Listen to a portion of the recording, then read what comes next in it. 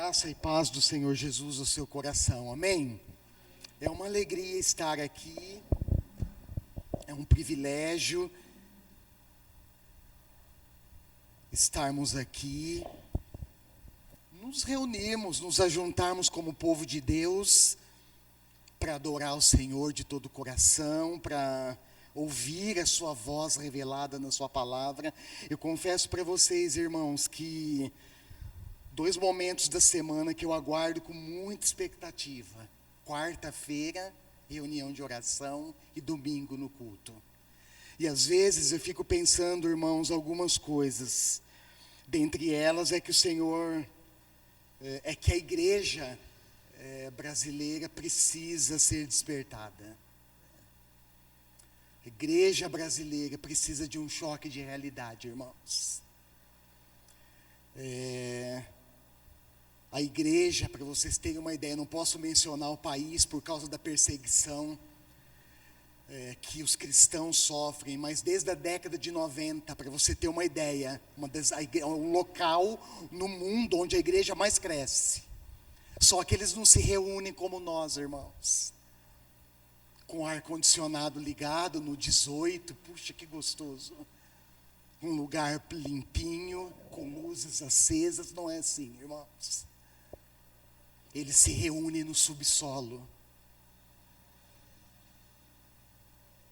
E olha, posso garantir para vocês, pelas coisas que eu leio, não estive nesse país ainda, quem sabe Deus me leva um dia, mas posso garantir pelo que leio, os irmãos não faltam no culto.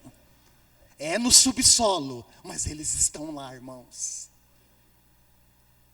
Firmes, e olha, eu imagino quão glorioso, quão especial, quão maravilhoso é o culto que eles prestam a Deus. E a igreja brasileira, irmãos, desculpe abrir o meu coração, desculpe, num domingo, numa noite de celebração da ceia, que Deus tenha misericórdia de nós, e que Ele, irmãos, dê um choque de realidade na igreja brasileira. Abra sua Bíblia comigo.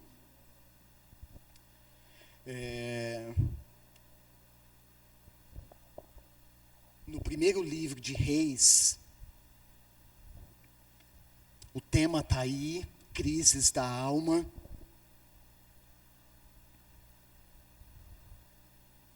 Primeiro livro de Reis, capítulo 19, na realidade tem todo um contexto, nós teríamos que estudar na realidade nós teríamos que estudar 1º e 2º Samuel e 1º e 2º Reis, esses 4 livros, e até mais do que esses 4 livros, Josué também, porque vem numa sequência histórica, e se você for pegar a divisão da Bíblia que nós temos disponível, das versões que nós temos disponível do Antigo Testamento, todos esses livros estão na parte histórica, porque registram a história do povo de Israel. Então nós teríamos que estudar todos esses livros. Mas eu quero ler alguns poucos versos para vocês. E o objetivo dessa mensagem, irmãos, na realidade, eu participei agora no início de novembro. Pode dar mais um enter, por favor? Eu participei no início do mês de novembro de uma palestra promovida pelo Departamento de Cuidado Pastoral, em parceria com o GT, com o Grupo de Trabalho de Saúde Emocional. E o palestrante foi um médico psiquiatra da Igreja Holiness de Curitiba, Dr. Glauber Riga Caio. E depois dessa palestra, irmãos, eu fiquei pensando na relevância desse tema. E o quanto a igreja, o quanto o povo de Deus precisa estar atento a essas coisas. E em oração, o Espírito Santo foi ministrando algumas coisas no meu coração e eu quero repartir com vocês algumas delas. Então, o objetivo é mencionar um breve resumo da história de Israel, dos reis de Israel, apontar as causas e as consequências da crise vivenciada pelo profeta Elias. E só um detalhe, uma informação importante: os pastores no mundo, eu não tenho o dado exato aqui preciso, mas no mundo, os pastores, houve um aumento muito significativo no número de suicídio entre os pastores. Se você não sabe, a vocação pastoral é uma das mais estressantes, uma das mais cansativas do mundo, se não for a mais cansativa, dentro de uma pesquisa que foi feita há algum tempo atrás. E eu também, irmãos, quero destacar a resposta de Deus para o profeta. Amém? Então vamos ler esse texto. Primeiro livro de Reis, capítulo 19, versos 1 ao 9. Eu vou fazer a leitura na NVI. Está escrito assim: Ora, Acabe contou a Jezabel tudo o que Elias tinha feito, e como havia matado todos os profetas à espada. Por isso Jezabel mandou um mensageiro a Elias para dizer-lhe que os deuses me castiguem com todo rigor, se amanhã, nesta hora, eu não fizer com sua vida o que você fez com a deles. Elias teve medo e fugiu para salvar a sua vida. Em Berseba de Judá, ele deixou o seu servo e entrou no deserto caminhando um dia. Chegou a um pé de giesta, sentou debaixo dele e orou, pedindo a morte. Olha o teor, o conteúdo da oração de Elias. Já tive bastante. Senhor, tira a minha vida. Não sou melhor do que os meus antepassados. Depois se deitou debaixo da árvore e dormiu. De repente, um anjo tocou nele e disse: levante-se e coma. Elias olhou ao redor e ali, junto à sua cabeça, havia um pão assado sobre brasas quentes e um jarro de água. Ele comeu, bebeu e deitou-se de novo. O anjo do Senhor voltou, tocou nele e disse: levante-se e coma, pois a sua viagem será muito longa. Então ele se levantou, comeu e bebeu. Fortalecido com aquela comida, viajou 40 dias e 40 noites. E chegou a Horebe, o monte de Deus, o monte Sinai. Ali entrou numa caverna e passou a noite. Pois bem, após a queda humana, que foi caracterizada pela desobediência diante de uma ordem que Deus havia estabelecido, o ser humano, irmãos, conheceu a pior consequência de todas: a morte espiritual, resultado da separação do seu Criador. E a partir disso desencadearam-se outras consequências. Algumas delas eu menciono para vocês, para que nós possamos perceber, à luz das Escrituras, a gravidade do pecado, o quão o pecado é danoso na vida do ser humano. O primeiro foi a morte espiritual, o segundo, uma divisão psicossomática, o homem de si mesmo. Exemplo, a falta de unidade e esquizofrenia do homem, isso é consequência do pecado. As necessidades humanas de significado e amor. E parece que nesse tempo atual, essa necessidade de sermos aceitos tem adoecido muita gente, irmãos. A necessidade do ser humano de ser reconhecido, o significado de ser amado, nos nossos dias tem ganhado uma força assim assustadora. Os sofrimentos da mulher na gravidez e a morte física. Gênesis 3,16, Gênesis 3:19 e por aí vai. A divisão sociológica, o homem do homem. Olha que consequência terrível. Conflito, um exemplo disso é o conflito entre marido e mulher. Gênesis 3:12. Gênesis 3:16 e 17 está registrado lá. Um conflito logo no início dos primeiros representantes da humanidade, Adão e Eva, do primeiro casal ali no Éden, consequência desse pecado que causou essa divisão sociológica. O ciúme e o homicídio que Caim praticou de Abel, ou contra Abel, desculpa.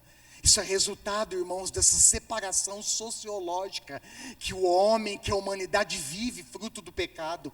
Quer ver outra divisão antroecológica? Gênesis 3:17 ao 19, o homem da natureza. Está escrito lá, olha, com o suor do seu rosto, você comerá o seu pão. Quer ver outra? A divisão ecológica. A natureza da própria natureza. Exemplo, está escrito em Gênesis 3:17, maldita é a terra por sua causa. Deus estava se referindo ao pecado de Adão. Ela produzirá espinhos e ervas daninhas. A criação ficou sujeita à escravidão da decadência. Romanos 8:20. Paulo escreve que a criação aguarda com expectativa que os filhos de Deus sejam revelados, que os filhos de Deus sejam libertos. Para que a própria criação, Romanos 8:20, eu quero ler esse texto.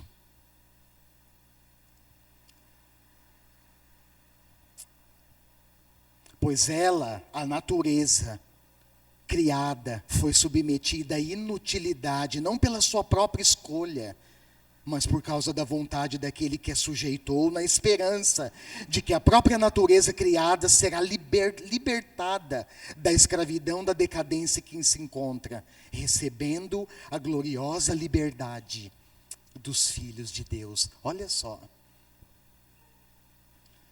No seu livro intitulado O Enredo da Salvação, pastor, professor e escritor Bernardo Shaw escreveu o seguinte, presta atenção. Quando Deus disponibiliza duas árvores no centro do Éden, Ele propõe a Adão e Eva duas maneiras distintas de viver. As duas árvores representavam dois modos de existência. A árvore da vida representava a vocação para a qual Adão e Eva e toda a humanidade haviam sido criados. Qual é essa vocação? Depender totalmente da sabedoria de Deus e viver em comunhão eterna com Ele. O que o homem fez na primeira oportunidade? Ele despreza essa vocação, irmãos. Por causa da sua desobediência. E a árvore do conhecimento do bem e do mal representava a possibilidade da humanidade, olha só, decidir por si só o que era bem e mal, de maneira independente de Deus. Em suma, a árvore do conhecimento do bem e do mal representava a possibilidade de uma vida autônoma. Só que eu preciso lembrar vocês, à luz desse próprio relato, principalmente desse relato da queda dos primeiros representantes da terra, da humanidade, que longe de Deus, irmãos, não há esperança. Não existe vida autônoma para o ser humano. E é tão interessante e ao mesmo tempo triste, porque logo no início, nos relatos da criação, Deus confere ao homem, Deus dá a ordem, olha, não coma do fruto da árvore do conhecimento do bem e do mal, porque no dia que dela comer, certamente você morrerá. Deus já tinha determinado, irmãos, a vocação do homem. Depender totalmente da sua sabedoria e viver em comunhão eterna com Ele. Mas, quando o pecado entra em cena, Infelizmente, nós vemos e ainda hoje sofremos consequências desses pecados. Cada época possui as suas enfermidades. Cada período da história possui as suas enfermidades fundamentais. Apesar do medo, por exemplo, que hoje nós temos de uma pandemia causada por vírus ou bactéria, a gente provou uma agora recentemente, que inclusive ainda está em curso, a pandemia do Covid-19, e ainda não foi totalmente cessada, ela ainda num ritmo menos acelerado, mas o vírus está espalhado, o vírus está no ar, pessoas ainda são contaminadas, pessoas ainda estão sendo hospitalizadas, e ainda há relatos de pessoas morrendo por causa desse vírus. Do ponto de vista patológico, irmãos, o século 21, preste atenção nisso, o século 21 tem sido caracterizado por doenças neuronais. Ó, tudo começa onde? Onde é o nosso campo de concentração?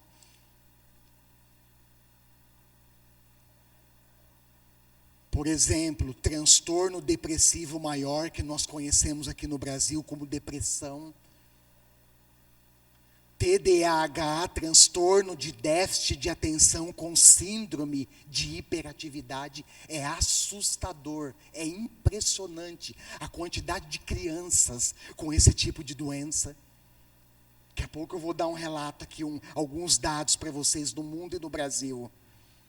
Transtorno de personalidade, síndrome de burnout ou síndrome do esgotamento profissional. Inclusive, essa síndrome tem atingido um grande número de pastores que estão adoecendo com essa síndrome de burnout, precisam parar para fazer tratamento psiquiátrico, tratamento médico, receber os cuidados. No mundo, irmãos, 322 milhões de pessoas sofrem de depressão no mundo. No Brasil, são 12 milhões de pessoas. E eu estava fazendo uma pesquisa rápida na internet. Qual é a população atual do Brasil? Pelo último IBGE, se eu não me engano, a população total do Brasil gira em torno aproximadamente de 203 milhões de pessoas. Desse número, 12 milhões sofrem de depressão no Brasil. É um número preocupante, não é? O que está acontecendo, irmãos? E segundo os médicos especialistas, o maior risco dessa doença, sabe o que é? É o suicídio. Onde eu quero chegar com tudo isso? Dá mais um enter aí, Gui, por favor. Isso. Primeiro, irmãos, ninguém, presta atenção no que eu vou te falar agora, ninguém está totalmente imune a essas doenças. A nossa realidade humana, a nossa estrutura humana é frágil, é limitada. É isso que nós vamos ver daqui a pouco na vida de Elias, um grande profeta de Deus. Mas que passou por crise. Segundo, nós precisamos, irmãos, minimizar os riscos. Pastor, como é que a gente faz isso? Por exemplo, através de hábitos saudáveis, alimentação saudável. Inclusive, um dos grandes fatores das problemáticas de doenças, diversas doenças que atingem o ser humano, a questão da alimentação é uma delas. Descanso necessário. Quem dorme 8 horas por dia? Levanta a mão. Pelo menos 8 horas. que é o recomendado pelos médicos especialistas do sono, pelo menos 8 horas. Às vezes a gente dorme 4 e ainda se acha o máximo, né? Ó, pastor, estou dormindo só 4 horas por dia. Vai. Exercício físico é importante, irmãos. Pelo menos uma caminhada de meia hora todos os dias, ou pelo menos 3 vezes na semana.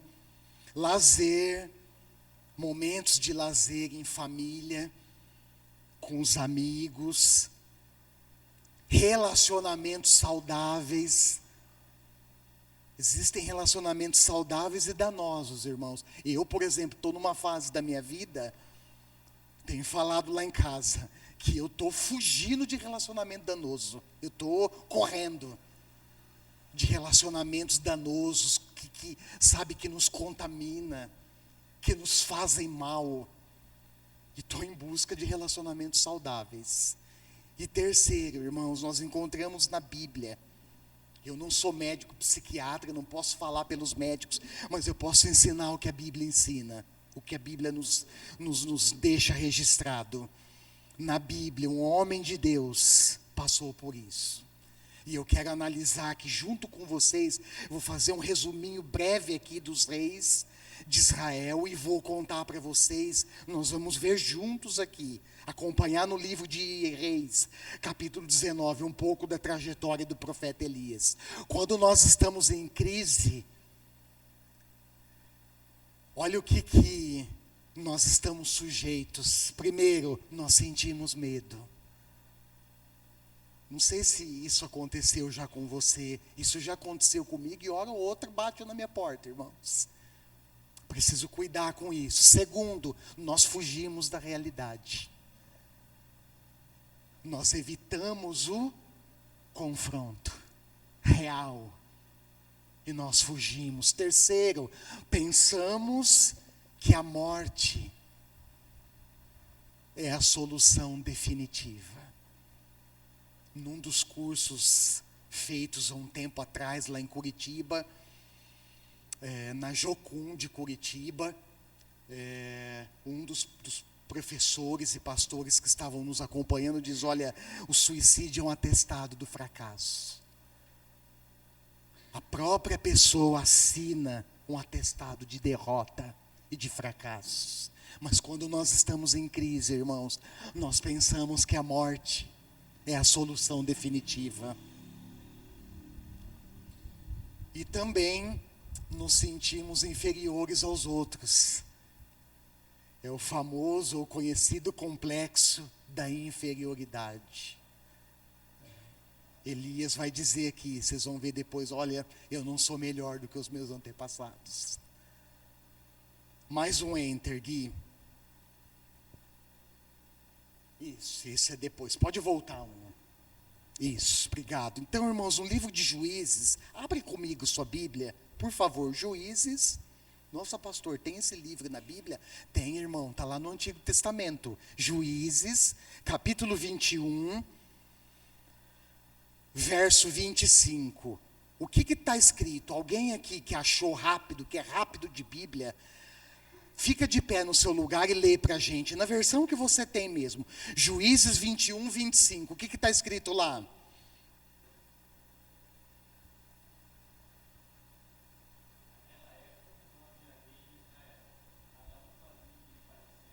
Olha só, como que encerra o livro de Juízes. Presta atenção, naquela época, não havia rei em Israel.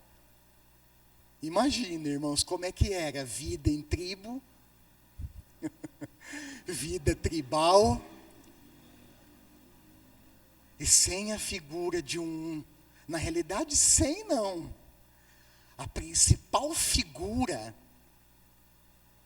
estava conduzindo o povo. No entanto, se você abrir a sua Bíblia no primeiro livro de Samuel, capítulo 8, você vai ver que o pedido da nação de Israel para Samuel, que foi inclusive o último juiz de Israel, desagrada a ele, porque o povo diz: olha, nós queremos um rei. Isso desagrada profundamente Samuel. Ele vai para Deus e Deus dá uma resposta para ele. E diz: Samuel, olha, faça tudo. Olha, é impressionante, irmãos, o agir de Deus. Deus diz: faça tudo o que o povo está pedindo. Não foi você que eles rejeitaram, foi a mim. Então naquela época não havia rei em Israel. Os filhos de Samuel, Joel e Abias, que ele coloca para liderar a nação, aceitavam suborno, não eram bons líderes, e por isso a nação se queixa diante dele pedindo um rei. Então não havia rei, cada um fazia o que parecia certo. E por isso, irmãos, Deus começa a levantar reis. Qual foi o primeiro rei? Pergunta de escola bíblica. Quem acertar no final do culto, lá na despedida, ganha um abraço do pastor. Quem foi o primeiro rei que Deus levantou em Israel antes da divisão das tribos?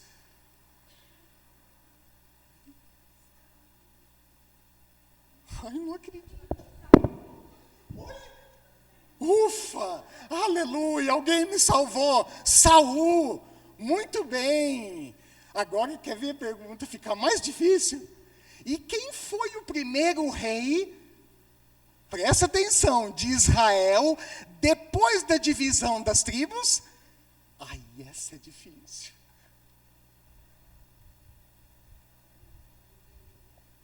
Quem acertar domingo que vem, leva um sonho de valsa. O pastor traz um sonho de valsa. Não pode deixar eu esquecer, hein?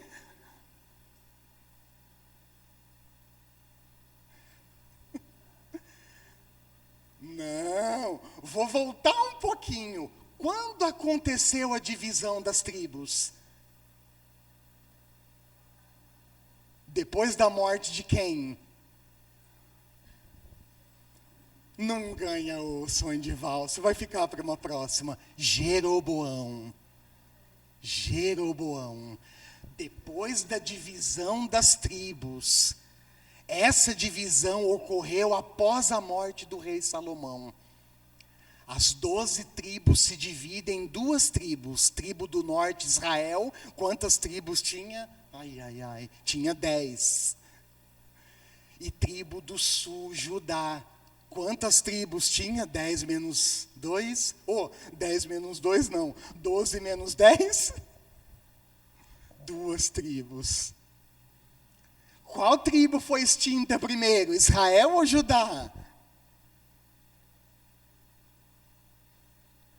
Israel. E aproximadamente, tudo pergunta de escola bíblica, irmãos. Aproximadamente 100 anos depois, um século depois, a nação de Judá é extinta. Tudo por causa do quê? Pecado, desobediência, rejeição ao próprio Deus. Pois bem, então Deus levanta Saul, que foi o primeiro rei de Israel antes da divisão das tribos. Depois de Saul, Deus levanta quem? Essa é fácil. Oi? Não é possível. Davi, isso, Deus levanta Davi. Deus tira Davi da onde, irmãos?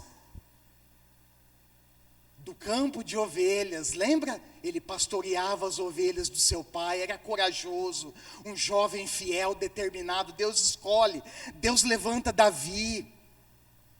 E depois de Davi, Deus levanta quem? Salomão. E depois uma sucessão de reis. Olha lá, primeiro e segundo livro de reis, tem uma pancada, um monte de reis. Poucos, está registrado lá, que triste isso.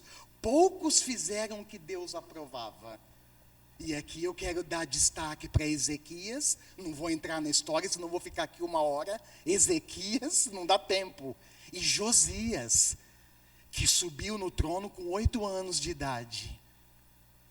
Os reis conhecidos, os reis reformadores de Israel. Josias, por exemplo, depois que descobre a lei, que estava perdida, irmãos, numa reforma do templo. A lei de Deus estava perdida. ele descobre, o secretário lê para ele a lei, ele se arrepende, ele começa uma reforma religiosa em Israel, faz um limpa, quebra os postes e ídolos, inclusive, para vocês terem uma ideia, tinha poste e ídolo de Baal, o deus da fertilidade, o deus do clima, dentro do templo de Israel, dentro do templo de Deus. E Josias faz um limpa, um dos poucos reis que fez o que Deus aprovava. E aí, irmãos, entra em cena um rei chamado Acabe.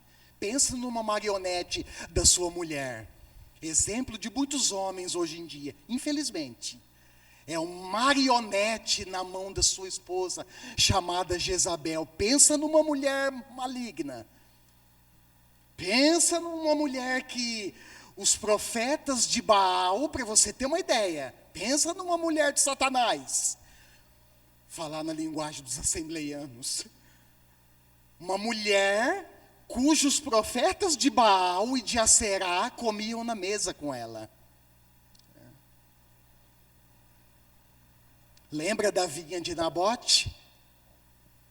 Que Acabe queria e não tinha coragem, e aí foi negociar e não houve negociação, aí ele volta para casa choramingando. O que Jezabel faz? Ela bola um plano para matar o dono da vinha e dar a vinha para o seu marido. Entra em cena esse rei marionete chamado Acabe. Nesse contexto, irmãos, é que entra o profeta Elias. Elias, ele teve um papel muito importante na nação de Israel durante o reinado de Acabe.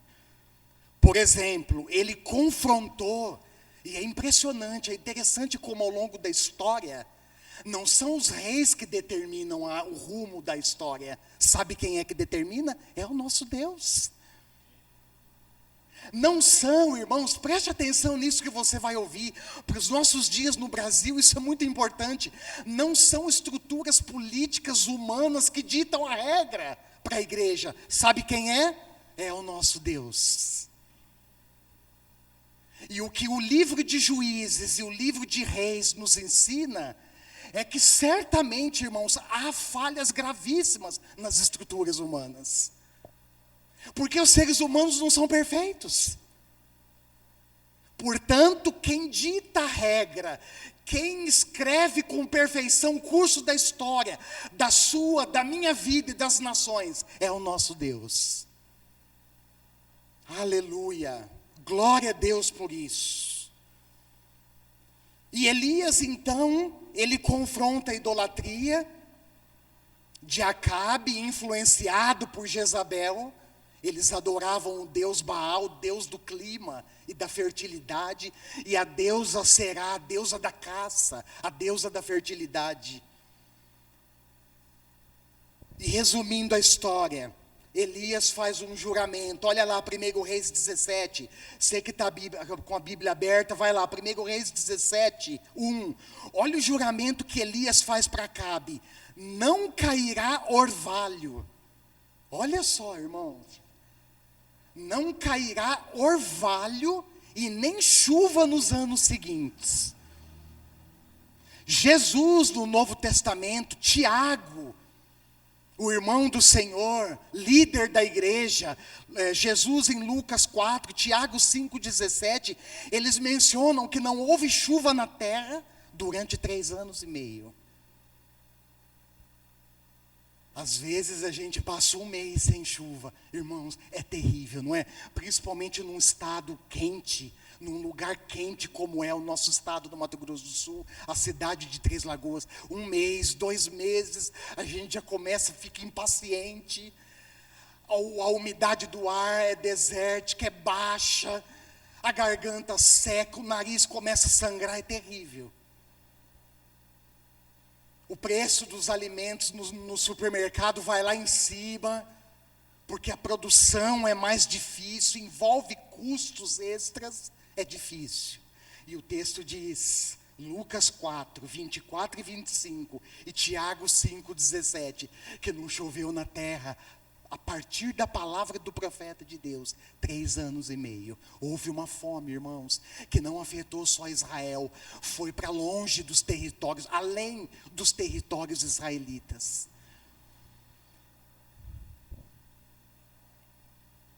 O profeta Elias, olha só, 1 Reis 17:15, olha lá. Ele também presencia milagres. Eu quero ressaltar isso para depois mostrar a diferença do Elias no Monte Carmelo e do Elias no deserto. Olha só, ele presencia milagres como a multiplicação da farinha e do azeite. É interessante, se você for olhar a história, Deus manda ele sair para um lugar, para um riacho. E Deus fala, olha, desse riacho você vai beber água e eu vou mandar corvos para trazer comida para você. Passado um tempo, por causa da seca, o riacho seca. E Deus manda Elias, sai daí e vai para a região de Sarepta. Olha, irmãos, olha o agir de Deus. Olha como que Deus trabalha na história. Nas situações, às vezes nós imaginamos um caminho. Deus faz totalmente o inverso. Vai para a região de Sarepta de Sidom. Era uma região pagã, irmãos. E mais, olha Elias, lá você vai encontrar uma viúva. Ela vai te alimentar. E ele vai, irmãos, se encontra a viúva na porta da cidade. Estou resumindo a história para vocês. E ele pede água, e quando ela vai buscar água, o texto diz que ela está recolhendo gravetos. E enquanto ela está, vira as costas para buscar água, ele fala, olha, e também prepara um bolo. Asse um bolo e traga para mim.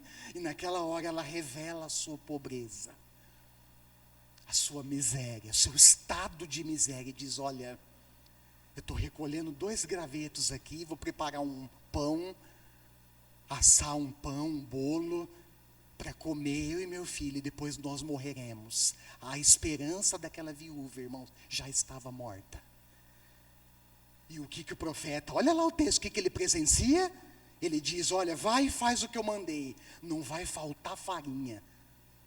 E não vai faltar o azeite na botija. E o texto diz, irmãos, que houve multiplicação de farinha e de azeite, que durou para muito tempo. Você quer ver outra? Ele presencia, depois de um tempo de estadia na casa dessa viúva, o filho dela morre.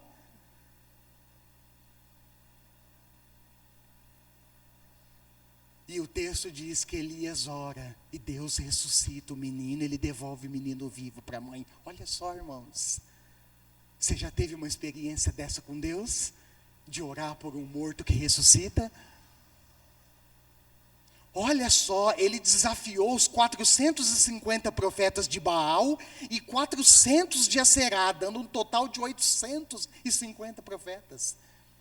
Lá no Monte Carmelo, 1 Reis 18:19. Olha só, irmãos, há mais do que isso. Elias presenciou nesse desafio, Deus mandando fogo do céu e consumindo completamente a oferta que ele havia colocado diante do altar. Tem alguns detalhes nessa oferta de Elias que vale a pena você estudar durante a semana.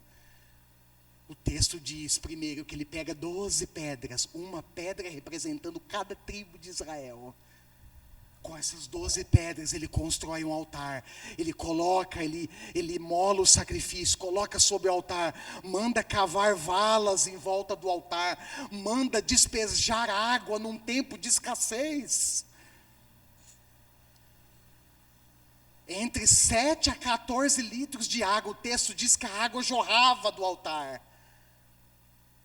E quando ele ora, irmãos, Deus manda fogo do céu. Esse é o seu Deus, esse é o nosso Deus. E consome o holocausto. Quer ver mais? E Elias, irmãos, elimina, não deixa sobrar um dos profetas de Baal. Mas eu pergunto para você, quais as causas da crise de Elias? Quais as causas da sua crise? da minha crise. O Elias que vemos no Monte Carmelo revela o outro lado do seu caráter lá no deserto. E aqui eu quero traçar algumas coisas para vocês. No Monte Carmelo ele demonstra fé, confiança e fidelidade a Deus. No deserto nós vemos Elias fraco, enganado, necessitado da repreensão de Deus. 1 Reis 19, 1-3, ele recebe uma mensagem de quem? Da maligna, de Jezabel. Misericórdia, pensa uma mulher terrível. E qual era o teor da mensagem? Que os deuses, olha só, que os deuses me castiguem se amanhã nessa hora eu não fizer com você o que você fez com os meus profetas. Ou seja, ela estava dizendo claramente, eu vou te matar, Elias. E aí o que Elias faz? Ele foge, ele sente medo. Olha lá, quando nós estamos em crise, ele foge para o deserto com medo de morrer, e ali no deserto ele ora pedindo a própria morte. 1 Reis 19, 4, e ele, irmãos, justifica. 1 Reis 19, 10 e depois 14, olha lá, Deus faz uma pergunta para ele. Vamos ver a pergunta que Deus faz para Elias?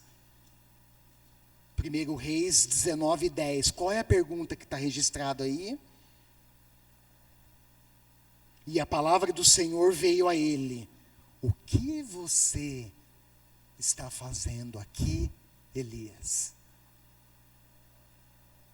E as duas respostas, olha lá o texto, se você prestar bem atenção, você vai perceber que Deus repete a pergunta depois. O que você está fazendo aqui, Elias? É como se Deus estivesse falando para ele: olha, você está escondido nessa caverna, mas não era para você estar aqui escondido. Eu tenho um propósito para você. Irmãos, quantas vezes, eu vou falar daqui a pouco, na trajetória da vida, nas crises da vida, nós nos escondemos nas cavernas. E Deus nos diz: o que você está fazendo aqui? E as duas respostas dele se fundamentam numa justificativa enganosa, apoiada na sua própria visão da situação. Às vezes nós somos assim, irmãos. Nós olhamos a situação, por mais difícil ou favorável que ela seja, a partir da nossa visão, da nossa perspectiva. Só que no caso de Elias, o que ele nos ensina? Que muitas vezes a nossa percepção, ela está equivocada. Vamos ver a resposta dele? Olha o que ele responde para Deus. Dá até para fazer um exercício legal aqui, ó. O que ele justifica certo e o que está errado aqui na resposta dele. Olha o que ele respondeu, versículo 10. Tenho sido muito zeloso pelo Senhor, o Deus dos exércitos. Está certo isso? Sim ou não? Sim. Aí vem a sequência. Os israelitas rejeitaram a sua aliança, quebraram os seus altares e mataram os teus profetas à espada. Está certo isso? Sim ou não? Sim. E por último, eu sou o único que sobrou. E agora também estão procurando tirar a minha vida, matar-me. Está certo isso ou não? Não, ele justifica, irmãos, apoiado na sua própria visão. E eu quero encerrar, porque nós vamos celebrar a ceia do Senhor daqui a pouco, abordando, agora dá mais um enter, Gui. E eu fiquei pensando, irmãos, nessa mensagem, tão importante, tão significativo. Fiquei pensando, Senhor, eu não quero fechar essa mensagem orando para Deus, no meu tempo de leitura, de estudo e oração. Eu falei, Senhor, eu não quero fechar essa mensagem com um aspecto triste e negativo. Eu quero fechar com um aspecto positivo. Só que eu não sei, Espírito Santo, fazer esse fechamento. E aí o Espírito Santo me respondeu, aponte as respostas de Deus.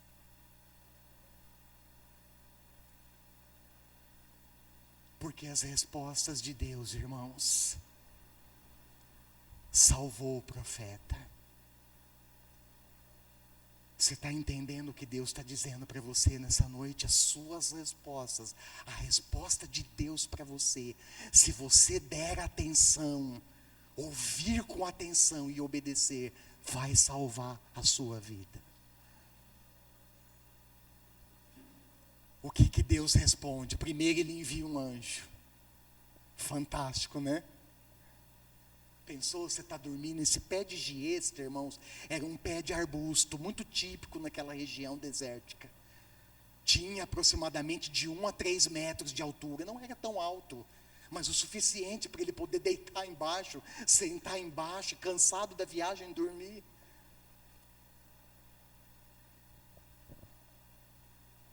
O que Deus faz? Deus envia um anjo para tocar e falar com ele.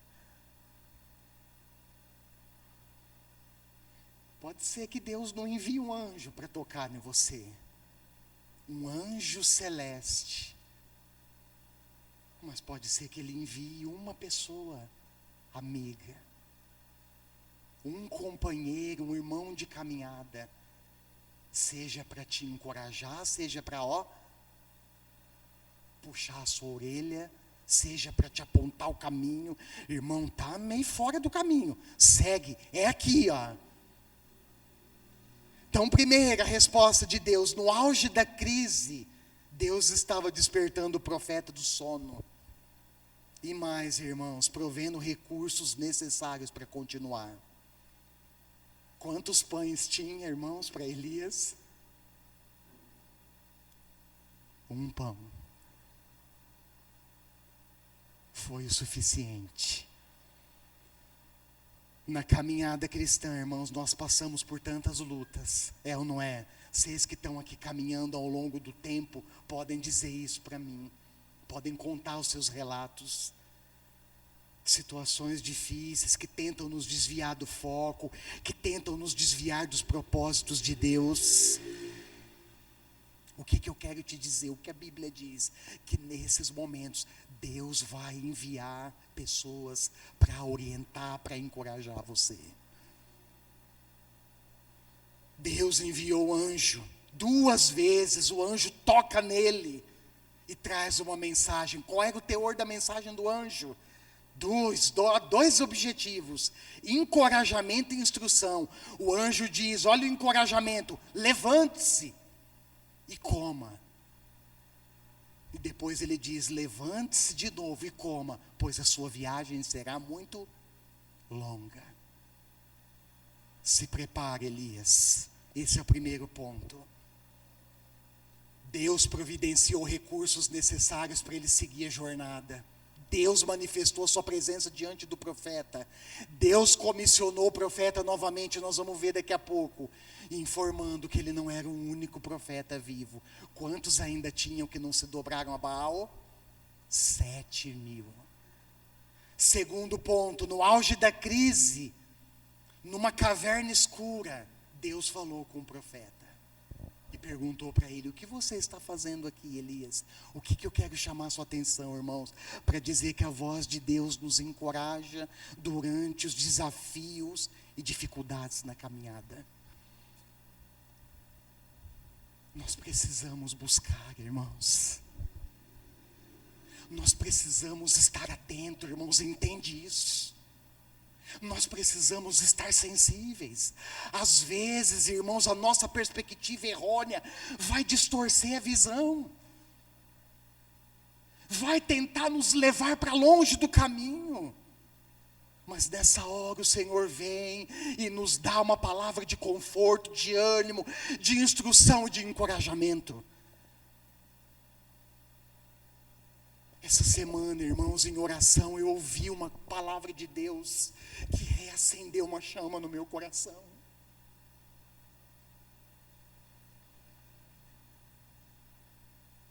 Eu não posso, irmãos, deixar de confessar para vocês como tem sido difícil a caminhada. Às vezes as pessoas veem os líderes, os pastores, como supermans cristãos. Nós não somos, irmãos.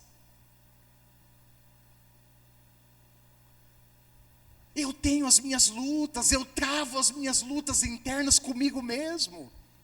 Que dirá com as situações externas que surgem, circunstâncias difíceis, momentos de crise, irmãos, de desânimo.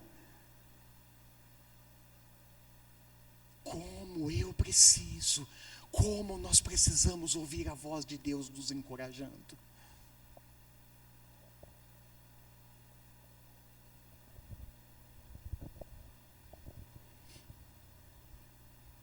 E terceiro, Deus tem as suas próprias maneiras de responder diante das crises que enfrentamos. Interessante, né? Porque não foi, se você olhar lá o texto, não foi através de um vento impetuoso. Deus disse para Elias: sai da caverna, eu vou passar. E naquele momento vem um vento forte. Não foi através do vento forte que Deus se revelou. Não foi através depois de um terremoto que Deus se revelou.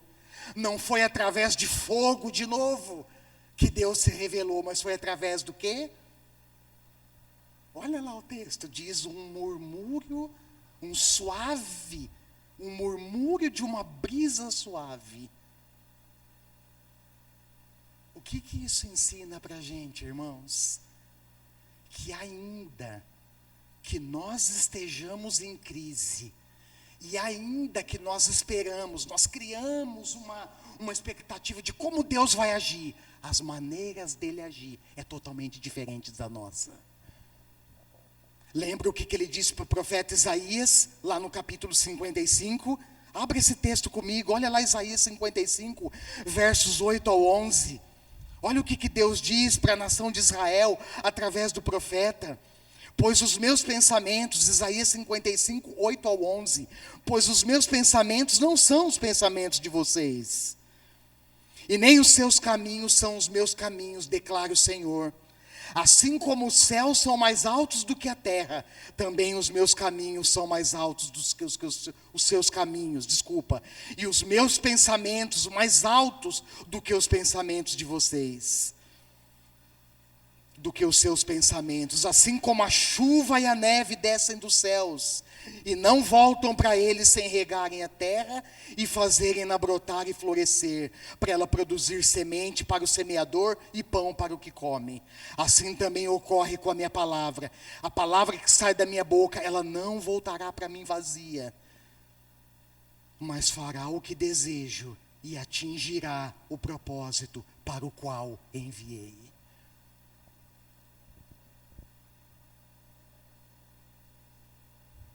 E por último, irmãos, isso é fantástico também. Presta atenção. Estou terminando, aguenta aí. Deus nos lembra que nós não estamos sozinhos.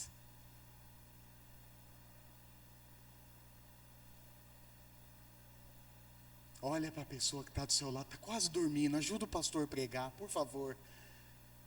Toca nele, né? Vai igual o anjo fez com Elias, toca nele, para ele sentir você tocar nele. E diz assim para ele: você não está sozinho.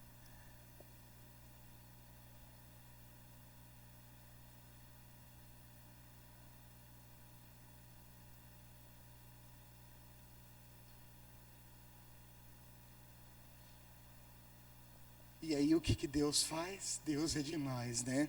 Convoca o profeta de novo, escondido na caverna. O que você está fazendo aqui, Elias?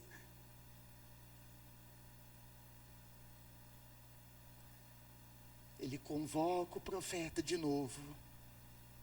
Instrui o que ele deveria fazer. Está lá no texto, eu não vou entrar, irmãos, por causa do tempo. Olha lá, instrui, olha, vai em tal lugar, unja tal pessoa, unja esse aqui para ser rei, unja esse aqui para... Está lá no texto. Ele convoca o profeta novamente, instrui ele de acordo com o seu propósito. E Deus lembra Elias: Elias, olha, você não é o único. Ainda 7.000 que não se dobraram, cujos joelhos não se inclinaram diante de Baal e cujas bocas não beijaram.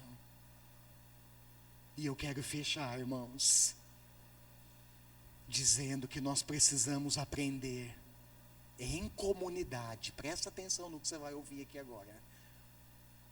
Precisamos aprender a considerar a fidelidade daqueles que Deus coloca para caminhar conosco. Às vezes, irmãos, as pessoas viram as costas para mim.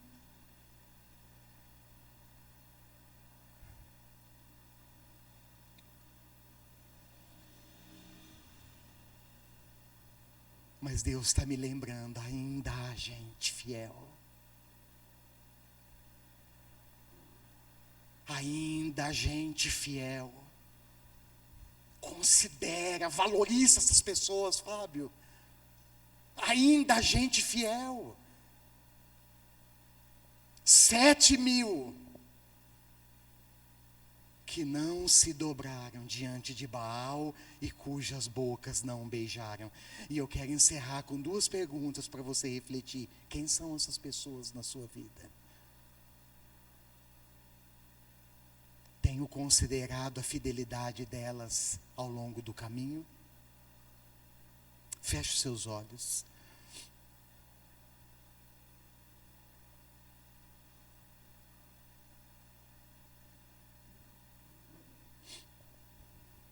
Eu sei, irmãos, há muitas coisas, certamente há muitas coisas para pensar aqui.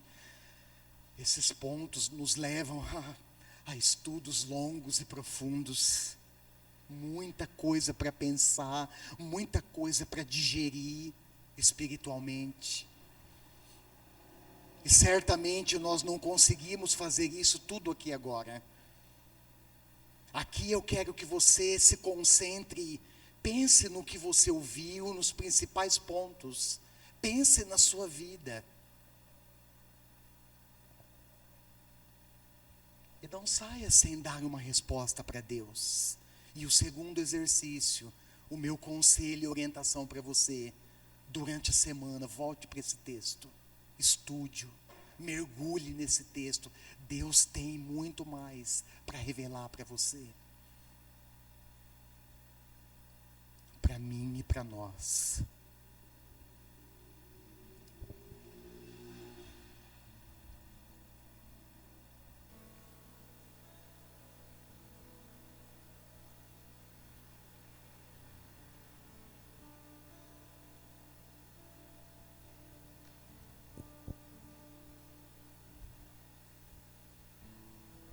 Senhor, muito obrigado.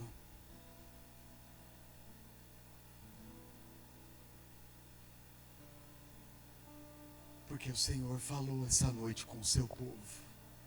Nós viemos na expectativa de ouvi-lo mesmo.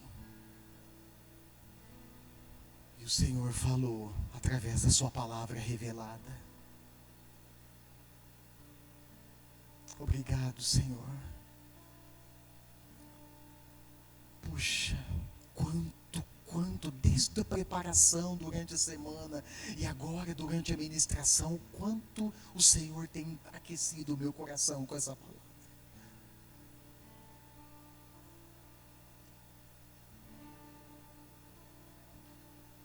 Me lembrando coisas importantes.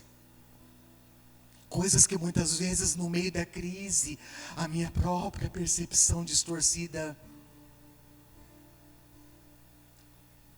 me leva para longe da sua expectativa, da sua perspectiva, Senhor. Como, por exemplo, a sua voz falando comigo, me encorajando, me instruindo, como por exemplo os recursos que o Senhor tem levantado como provisão para que eu continue a caminhada. Senhor, Tu és fiel.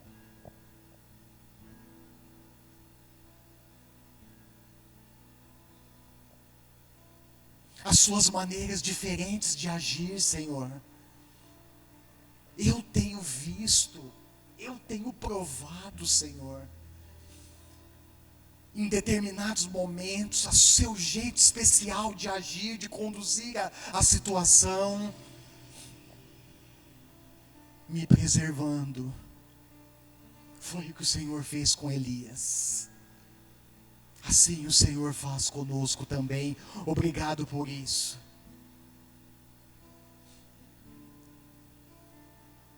E muito obrigado também por me lembrar que na caminhada, por mais difícil que seja, eu não estou sozinho.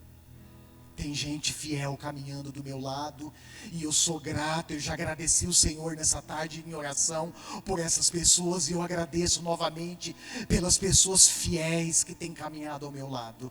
Eu sei que é o Senhor que tem preservado essas pessoas, assim como tem preservado a minha vida. Eu sei que é o Senhor que tem fortalecido a fé dessas pessoas, e elas têm caminhado junto comigo, têm perseverado ao longo desses anos. E eu sou muito grato ao Senhor por essas pessoas. Muito grato ao Senhor por elas.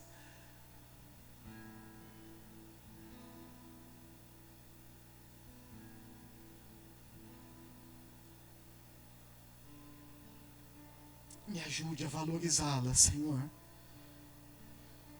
Me ajude a considerar a fidelidade desses irmãos.